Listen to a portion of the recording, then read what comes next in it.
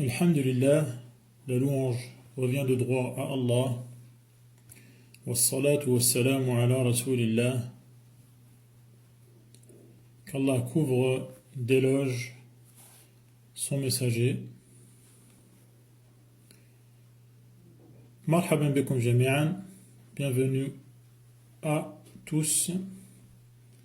On continue donc la série sur les noms d'Allah. Nous sommes le lundi 24 Rajab 1442 qui correspond au lundi 8 mars. Nous sommes en direct. Alors comme d'habitude, je vais commencer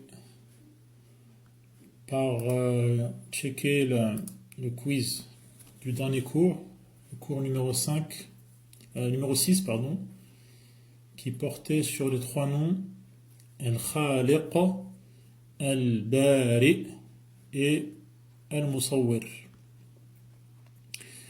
La première question du quiz c'était donc Allah a tout créé, même les qualités des créatures et leurs actions.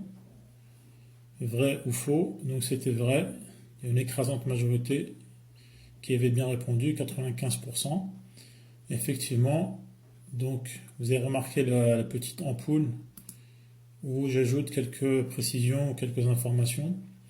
Donc là j'avais dit cela est affirmé dans Surat As-Safat, au verset 96, lorsqu'Allah dit Wallahu khalaqakum, Allah vous a créé, wa ma ta'malun, vous et vos actes, vous et ce que vous réalisez, ce que vous faites. La deuxième question c'était il est interdit de chercher à représenter donc dessiner, façonner, sculpter, etc. Un être doué d'une âme, un être, donc une créature vivante qui possède une âme, donc un humain ou un animal. Notamment, la réponse est à 92% correcte, donc c'était vrai. Il y a à ce propos, à ce sujet, de nombreux hadiths rapportés notamment par Bukhari et Muslim, donc qui occupent le plus haut degré d'authenticité en matière de hadith, de paroles du prophète, à lui, éloge et salut. Troisième question, c'était le nom qui signifie bien particulièrement faire passer une création du néant à l'existence réelle. Quel est ce nom? Donc j'avais bien précisé, qui signifie bien particulièrement. Il y avait trois noms, trois propositions, Al-Khaliq, Al-Bari, Al-Musawwir. Évidemment, les trois noms ont des significations extrêmement proches et il y a une interconnexion, l'interpénétration de sens entre les trois noms, bien sûr. Mais chaque nom se distingue par une notion à laquelle il correspond plus particulièrement. Et elle était là, en fait, donc la subtilité de cette troisième question. Et faire passer une création du néant, c'est-à-dire de rien, de la non-existence à l'existence, ce sens est plus proche et plus exprimé, et plutôt exprimé par le nom Al-Bari. D'ailleurs, un peu plus haut dans la chaîne, j'avais transmis une définition. Al-Bari, c'est lui qui réalise la création. Il a le pouvoir inégalable de faire passer les créatures du monde du possible. Donc, ce qui est possible n'existe pas encore, ce qui est juste potentiel, ce qui peut exister mais n'a pas encore eu lieu. Donc, c'est Allah qui fait passer les créatures de ce monde du possible au monde du réel, des choses qui existent effectivement. Donc, cela est plus plutôt exprimé par le nom Al-Bari. Il n'y a qu'Allah qui concrétise ce passage à la réalité. C'est une étape qui fait suite à la création. Donc la création elle est exprimée par le nom Al-Khaliq, c'est-à-dire la conception, la détermination, donner à chaque élément sa proportion, élément qui est destiné à voir le jour. Et ensuite, quand il voit effectivement le jour, ce passage, il est exprimé par le terme Al-Bari. C'était donc les notes. Quand on clique sur l'ampoule, on a donc la conception est plutôt liée au nom Khaliq et le façonnage, donc la mise en forme, donner une image, une apparence. Cela est plutôt lié au nom Musawwir dans lequel vous reconnaissez le terme Soura, c'est-à-dire une apparence ou une forme ou une image. Et là, il n'y a eu que 34% de bonnes réponses. 34% de bonnes réponses. Alors, je ne sais pas, Yannis, si certaines personnes répondent au quiz sans écouter le cours, ou alors si ce point était particulièrement subtil cette fois-ci. Voilà. Donc, après cette révision sous forme de quiz, on va maintenant s'intéresser à 6 nouveaux noms, 6 nouveaux noms pour nous bien sûr, d'Allah. On a pour objectif de connaître Allah, c'est pour cela qu'Allah nous a créés, et mieux on le connaîtra, et mieux on concrétisera la soumission à notre Créateur. Ces 6 noms sont Al-Aziz, Al-Jabbar, Al-Mutakabbir, Al-Qahhar, Al-Qawi et Al-Matin.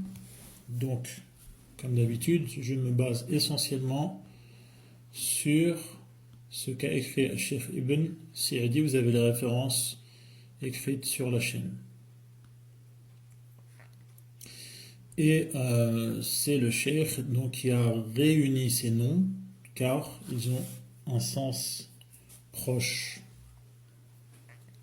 Comme les 3 noms précédents avaient également un sens proche. Al-Khaliq, Al-Bari et Al-Musawwir. Al-Aziz, c'est celui qui réunit toutes les significations de la Izza. La Izza, souvent traduit, ce terme souvent traduit par la puissance. Il y a plusieurs significations en fait à ce nom, Al-Izza, et toutes ces significations sont réunies par Allah. Comme Allah l'exprime, le dit dans Surat Yunus, la Izza, la puissance donc, tout entière, notamment la puissance, pas seulement, car il y a d'autres significations au terme Izza, tout cela appartient à Allah, n'appartient qu'à Allah. Inna al-izzata lillahi jami'an.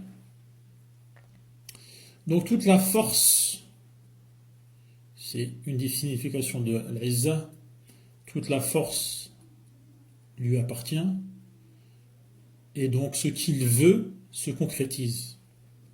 Quand Allah veut qu'une chose se réalise dans ce monde, ce qu'il a prédestiné par sa volonté de création, créationnelle, universelle, cela se concrétise car toute la force donc de réaliser ce qu'il a prédéterminé, tout cela fait que ce qu'il veut se concrétise.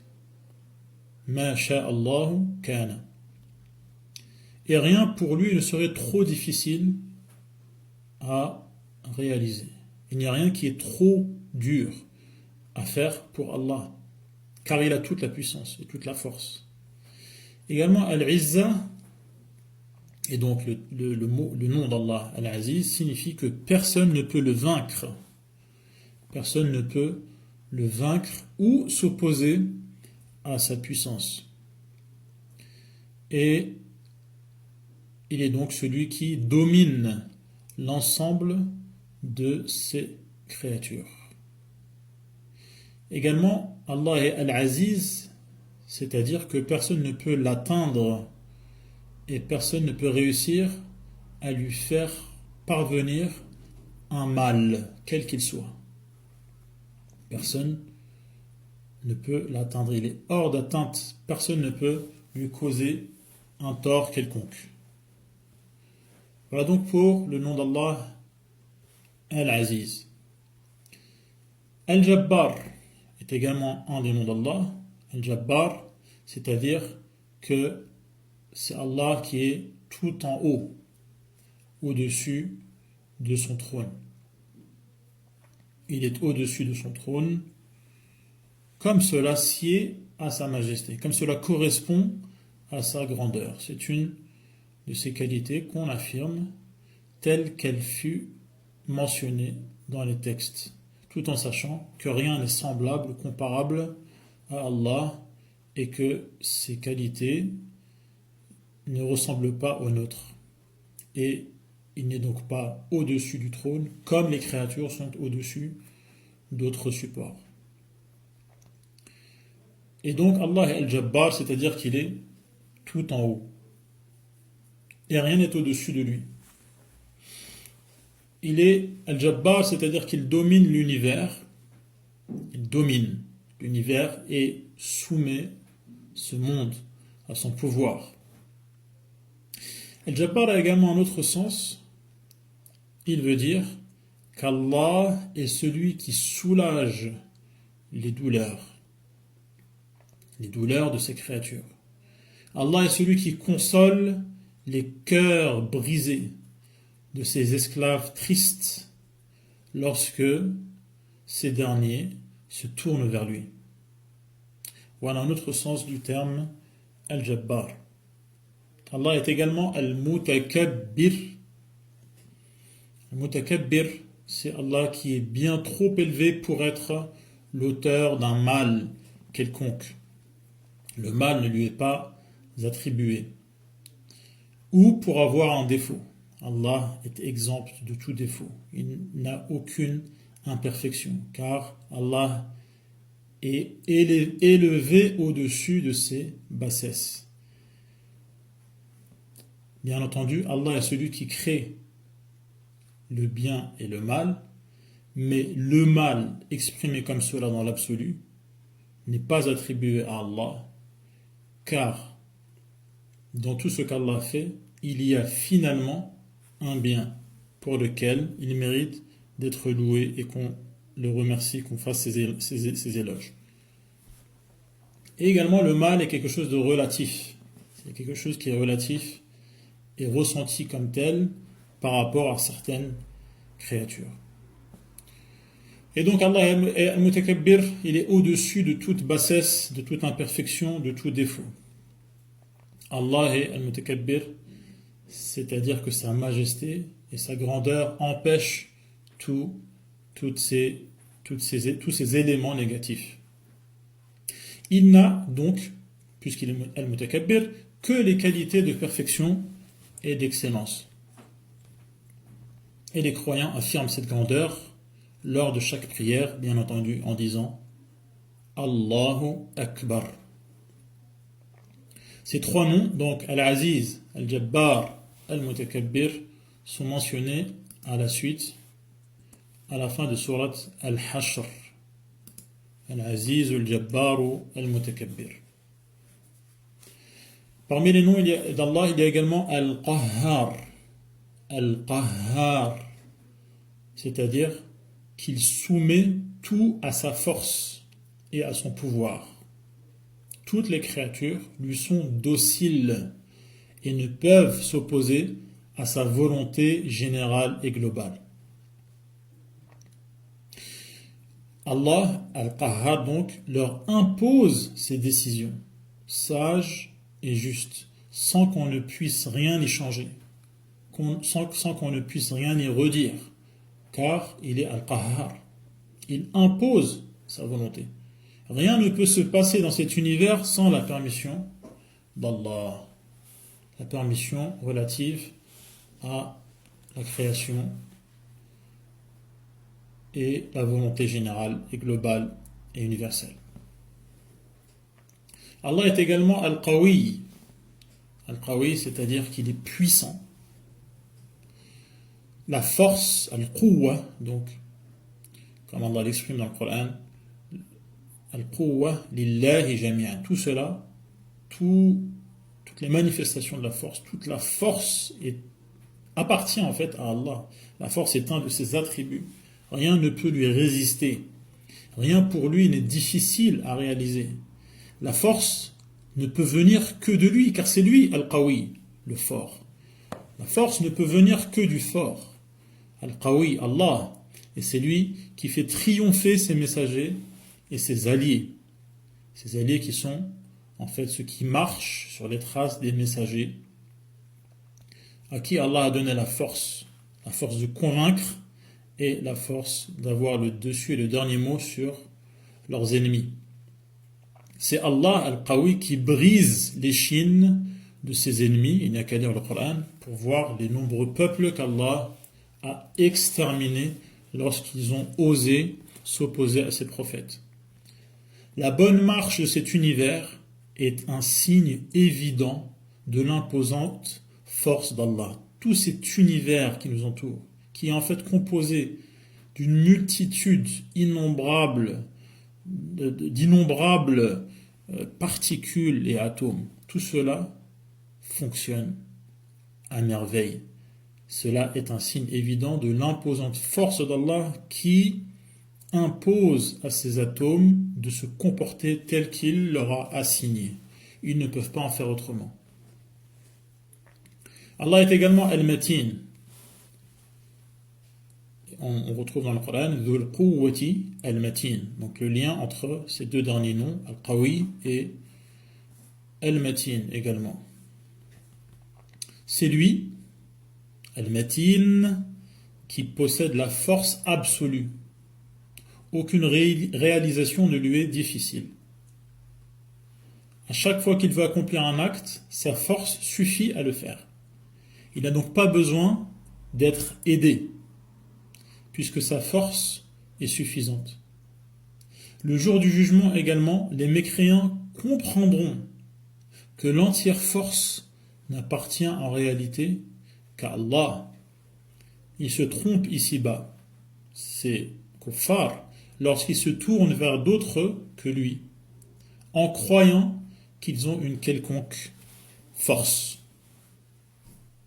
Voilà donc concernant les définitions de ces six noms. Al-Aziz, Al-Jabbar, Al-Mutakabbir, Al-Qahhar, Al-Qawi et Al-Matin. On va voir maintenant les interconnexions qu'il y a, les liens qu'il y a entre ces six noms d'Allah. Allah, comme on l'a dit, est donc Al-Aziz, sa puissance, l'Izza est parfaite. Cela concerne la Izza qui signifie la puissance dans le verset dans Surat Yunus, Inna al-izzata lillahi jami'an. Après qu'Allah ait consolé son prophète en lui disant de ne pas s'attrister s'il entend ce que les mécréants, ce que ses ennemis disent. Et donc al-Izza signifie la puissance. Et concernant la puissance, les deux autres noms, Al-Qawi et Al-Matin, rejoignent le nom Al-Aziz à ce sujet, c'est-à-dire au sujet de la puissance. Donc on a, pour exprimer la puissance, le nom Al-Aziz et également Al-Qawi et Al-Matin. Voilà donc le premier sens de Al-Aziz, la puissance. Al-Aziz comporte également le sens d'invincibilité. Al-Izza signifie également être invincible et signifie également être hors de portée, loin d'être atteint par le mal ou le bien qui proviendrait des gens, des esclaves d'Allah. Et il est également loin de tout défaut qui ne convient pas à son importance, à sa majesté. Il est également loin de tout ce qui va à l'encontre de sa perfection. Et donc tout ce qu'Allah a dit à son sujet, à son propre sujet, est en fait une manière d'exprimer sa perfection. Il n'y a rien de ce qu'on sait au sujet d'Allah, de ce qu'on attribue à Allah, qui comporte un défaut. C'est également un des sens de Al-Aziz. Le terme Al-Mutakabbir rejoint ce dernier sens. Le sens d'être au-dessus de tout défaut, d'être loin de ce qui ne convient pas. Le terme Mutakabbir rejoint cet aspect du nom Aziz. Al-Mutakabbir. En plus du fait que ce nom, Al-Mutakabbir, il dénote, il indique la parfaite imposance d'Allah, le fait qu'Allah soit imposant, et signifie également l'ultime grandeur d'Allah. Donc dans Mutakabbir, vous avez bien sûr reconnu Kabir, Akbar. Donc on répète à chaque fois que on prie, en disant Allahu Akbar.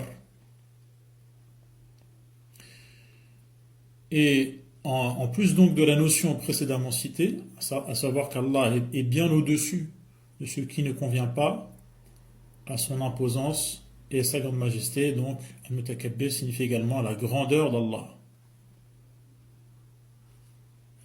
Le troisième sens de Al-Izza est la domination.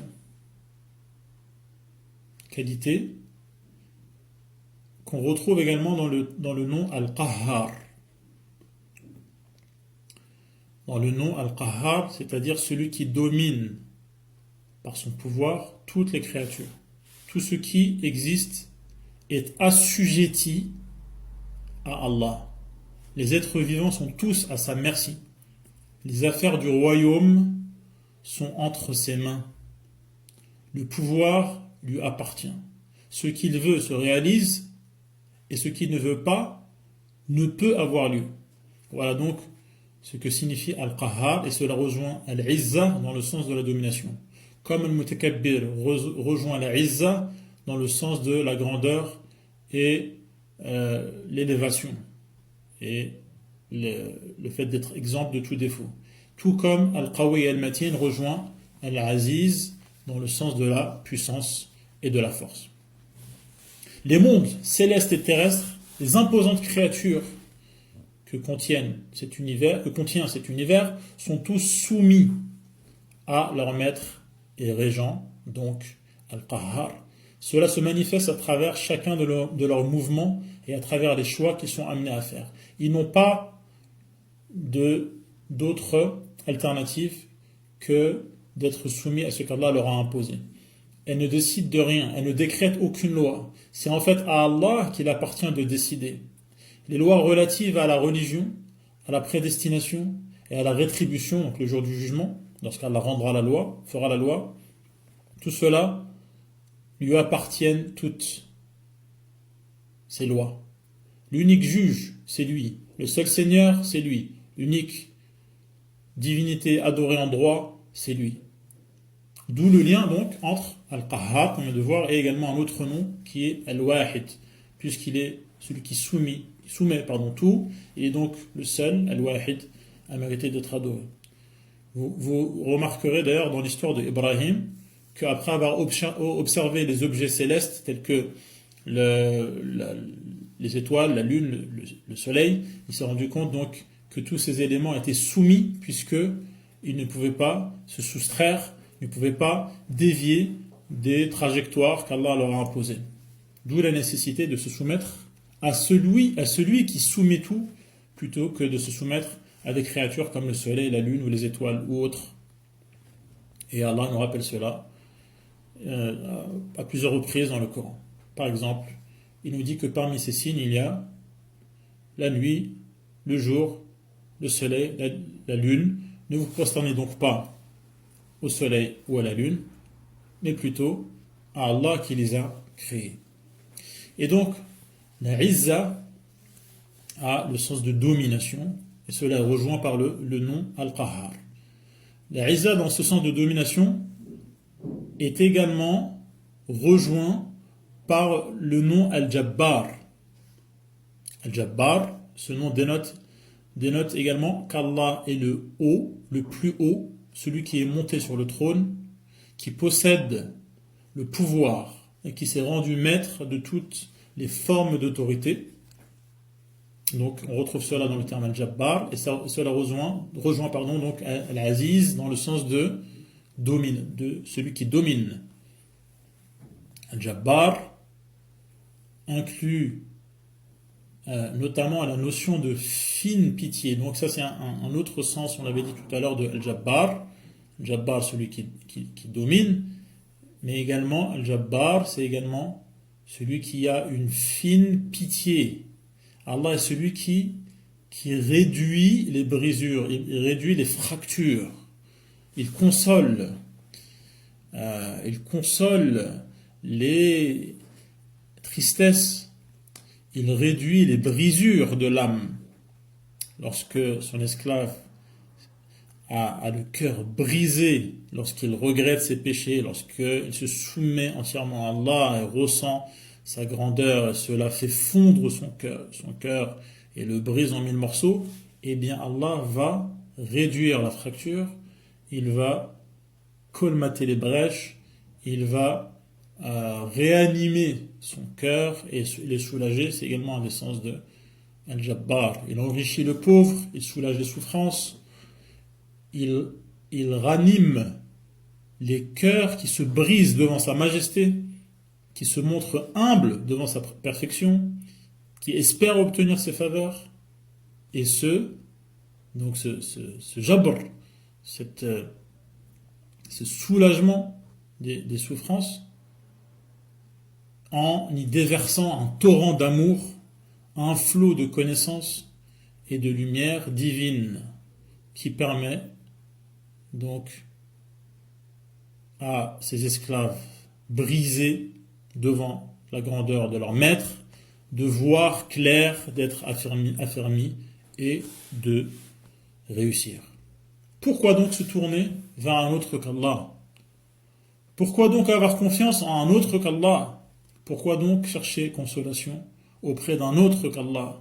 Pourquoi donc puiser sa force auprès d'un autre qu'Allah, alors qu'on sait qu'il est Al-Aziz, Al-Jabbar, Al-Mutakabbir, Al-Qahhar, Al-Qawi et Al-Matin. Voilà pour aujourd'hui. Je vous donne rendez-vous la semaine prochaine, Inch'Allah, pour continuer la série. Jetez un œil sur la chaîne Telegram. Vous y trouverez, comme d'habitude, un quiz, Inch'Allah, pour se rafraîchir la mémoire. Wassalamu alaikum wa rahmatullahi wa barakatuh.